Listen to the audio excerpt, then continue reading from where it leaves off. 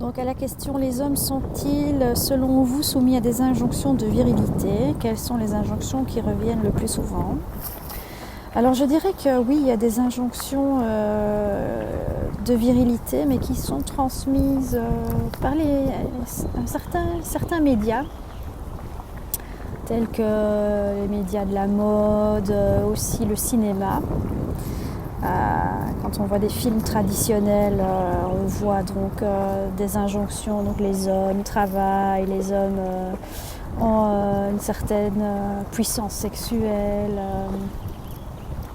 et ils sont relégués, je veux dire, à des rôles très stéréotypés, très mentaux, très dans l'action, et très peu intuitifs et peu dans le cœur finalement. Mais ces injonctions-là donc, sont véhiculées donc, par les médias, le cinéma, un certain type de médias, certains cinémas, je dirais, de masse, populaire, la publicité également. Et ce sont des injonctions qui ne correspondent pas du tout, je veux dire, à la réalité, à la vie des hommes. Alors avez-vous des patients qui en souffrent, qui souffrent de ce qu'on leur a mis dans la tête? Quand on est un homme, on ne pleure pas, sois fort, fais le bad boy avec les filles. Si oui, comment expriment-ils leur souffrance? Comment ça se concrétise dans la vie réelle? Donc comme je vous disais, ces injonctions stéréotypées sont surtout véhiculées par les médias, par la publicité, par le cinéma, mais de moins en moins en tout cas dans l'éducation familiale à l'heure actuelle. J'ai vu pas mal d'hommes, de couples en thérapie, des femmes aussi, je peux dire maintenant depuis 15 ans d'expérience, j'ai vu des milliers de personnes. Et la souffrance qui jaillit surtout actuellement, c'est comment dire, chez les hommes, une tendance à exprimer la gentillesse, une forme de sensibilité,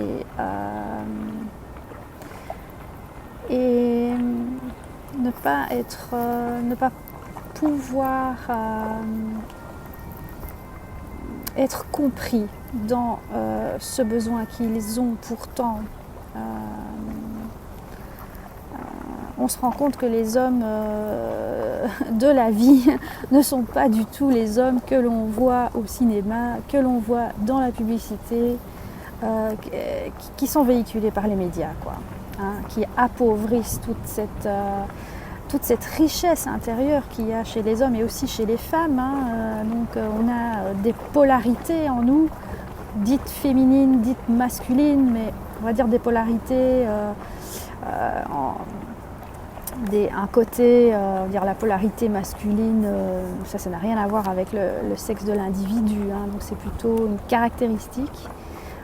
On va avoir le côté analytique, le côté passer à l'action, le côté mental, et dans le côté plus féminin, on a le côté plus intuitif, plus créatif. Et tout ça d'ailleurs est symbolisé par, on retrouve ça au niveau même de la structure physiologique de notre cerveau qui est constitué de deux hémisphères, l'hémisphère gauche, l'hémisphère droit. L'hémisphère gauche étant plus analytique, l'hémisphère droit étant plus créatif, on va dire.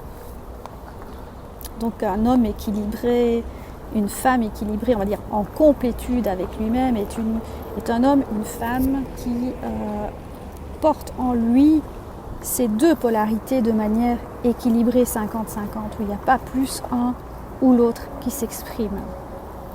Et j'assiste donc dans mes consultations avec les hommes ce besoin grandissant d'être reconnu aussi dans cette polarité dite plus intuitive et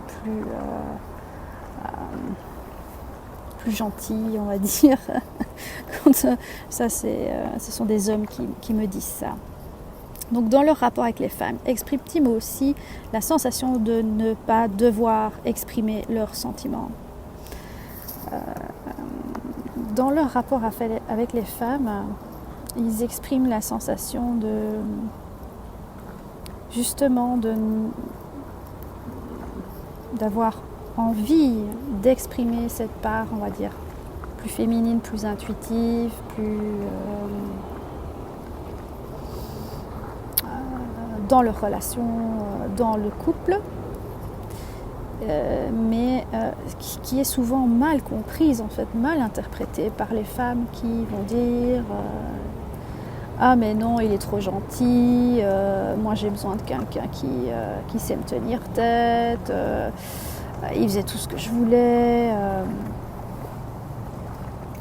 Je pense qu'on confond gentillesse et niaiserie, ce sont des choses qui n'ont rien à voir, et ces valeurs plus intuitives, plus dites féminines à la base, doivent vraiment reprendre leur lettre de noblesse, parce que les hommes portent ça en eux de toute façon et ont besoin de l'exprimer également, d'exprimer, je veux dire, une forme non stéréotypée d'eux-mêmes. Alors, ont-ils de manière générale plus de difficultés à se montrer vulnérables, et dans le bureau de home psy, cela donne quoi? Alors je dirais, dans le bureau du psy en tout cas, j'ai vu beaucoup d'hommes pleurer, beaucoup d'hommes parler de leur enfance, d'avoir parfois souffert, de ne pas avoir pu exprimer cette sensibilité-là, de l'avoir, qu'elle a été jugée peut-être peut-être pas dans la famille, mais par l'entourage, par d'autres garçons, d'autres enfants, qui avoir subi des moqueries.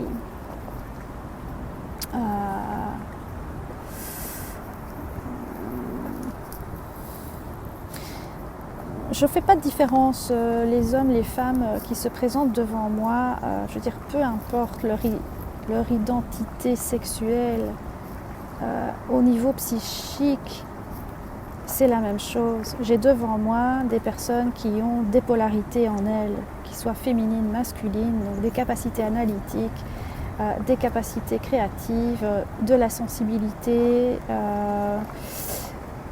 et qui sont dosées de manière différente. On peut très bien avoir une femme de sexe féminin qui fonctionne de manière très analytique, très dans la rigueur, qui a du mal avec ses émotions, qui refuse son côté intuitif, dit plus féminin. Donc vous voyez, ça n'a pas... les polarités féminines, masculines n'ont rien à voir avec le corps physique sexué. Alors sentez-vous une évolution à ce propos? Les hommes osent-ils davantage montrer leur part de sensibilité? À quoi est-ce dû? Est-ce bénéfique pour eux, et pourquoi? Alors, je sens une évolution, en tout cas au niveau sociétal. Beaucoup de gens se posent de manière globale des questions sur ce qu'on leur envoie comme message au niveau des médias, au niveau de la publicité, au niveau même culturel, et se questionnent sur le bien fondé de tout ça. Et les hommes comme les femmes prennent de plus en plus conscience que ce qui est bon pour soi n'est pas forcément un diktat de la société, mais plutôt une sensation d'être aligné avec soi-même, avec qui l'on est, avec ses besoins, avec ses désirs, ses aspirations, ce qui nous anime. Et parfois c'est bien loin d'un diktat sociétal véhiculé par une certaine publicité,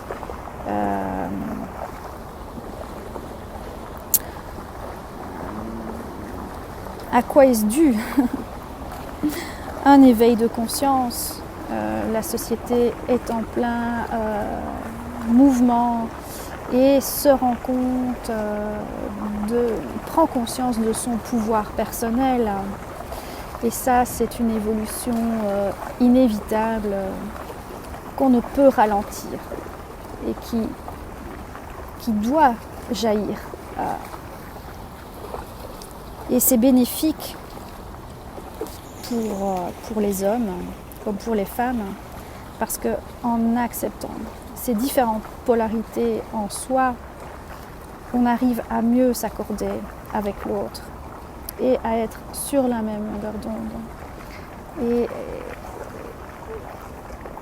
Et donc retrouver une harmonie même dans le couple.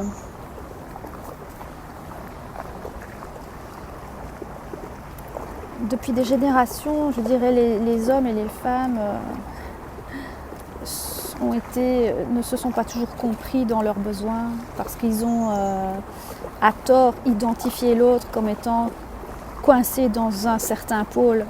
Donc si une femme ne peut être que dans la polarité féminine, intuitive, et un homme ne peut être que dans sa polarité masculine, analytique